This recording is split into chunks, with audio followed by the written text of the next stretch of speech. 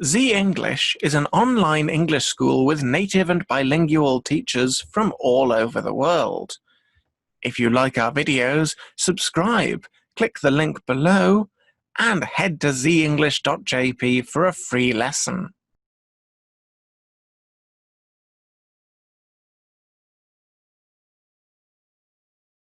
Hello there.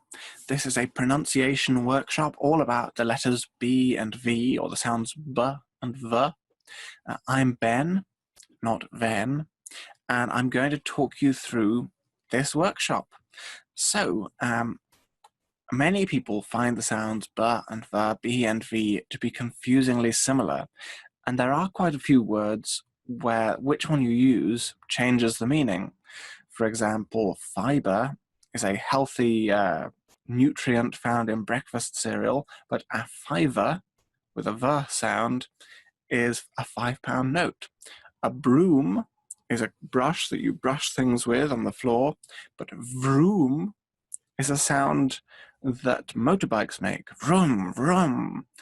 So we're going to be looking at a few of these words, how to form the words with your mouths. So the good news is, ba and va, those sounds are formed in very different ways. So with practice, it should be simple, but it does require that practice.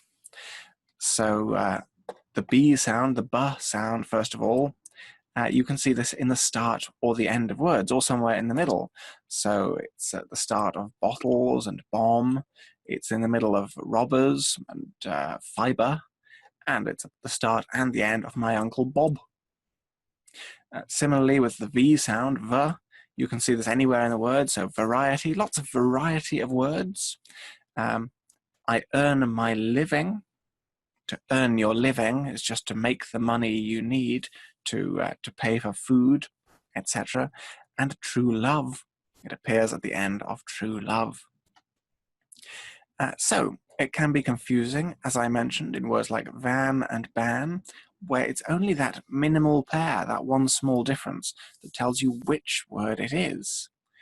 And then there's lavatory and laboratory, very different things. You work in one, you don't really work in the other. And confusingly, these are often shortened to lav and lab. So you've got to make it clear which one it is. So we'll be looking at how to do that and how to make sure it is absolutely clear which one you mean. So to be or not to be, this is all about the B sound. So of course there is a picture of a bee. So B and V are quite similar, and B is the first one we'll look at. B and P are described as plosive consonants. They're plosive because they make a little explosion when you make them. So to make a B sound, you press your lips together tightly, like so, and then suddenly you build up pressure and you let it all burst out. Boom, bang, kablamo. So lots of pressure, lips together, and then let it all out. That's what makes it plosive. So there are some very dramatic, violent words that go with this. Boom and bang, bang and boom, and kablamo, all used to describe the sound explosions make. Bong goes Big Ben, not me, the clock. And, or actually, Big Ben is actually a bell, but that begins with a B as well. And there's a classic rhyme you can practice to use some of the B sounds. Betty Botter bought some butter, but she said, this butter's bitter. If I put it in my batter, it will make my batter bitter. So lots of B sounds in there. Batter is what you use to fry fish or to make pancakes.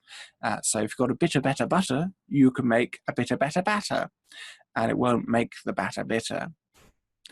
It's confusing if you think about it, but it's a much longer rhyme than that. You're welcome to Google around and find more. But Betty Botter, but it's difficult to say.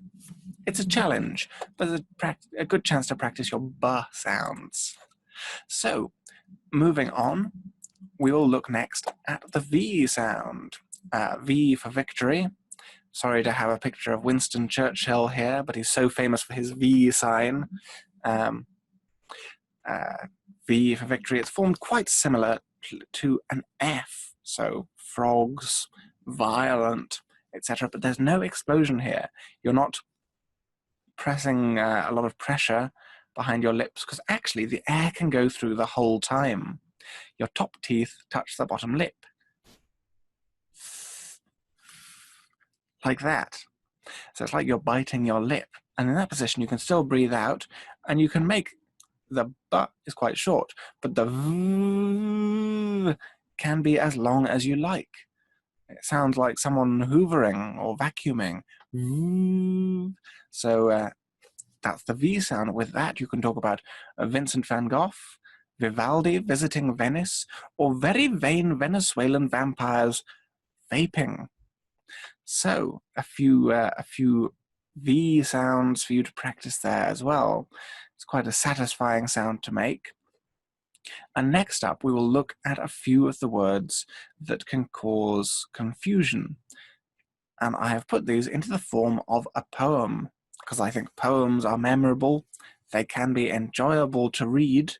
In fact, if you ever find a poem, read it out loud. Don't just read it in your head, because there are lots of rhymes. So I always vote to go by boat. Of course, V and B. What a very tasty berry.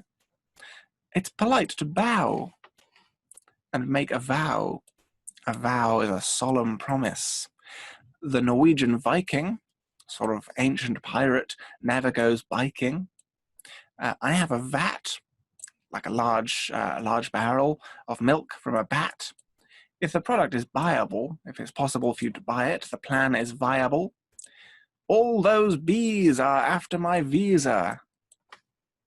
I'll have to bill her for renting my villa. Since you're called Ben, you can tidy the venue.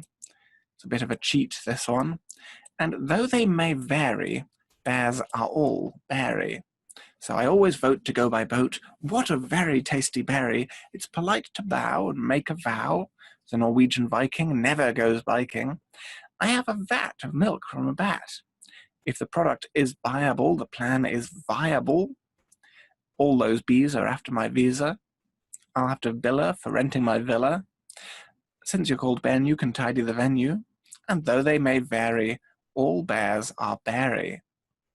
So, give it a go. Most of these are things at the start of words. Again, it's always worth being careful with the ones where they're further into words. So I recommend looking through these slides again and practicing.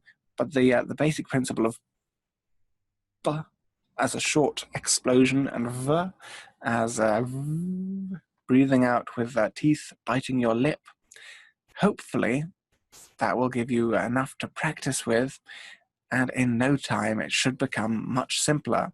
So thank you for your patience, and I hope to see you all again sometime soon. Goodbye, and good luck.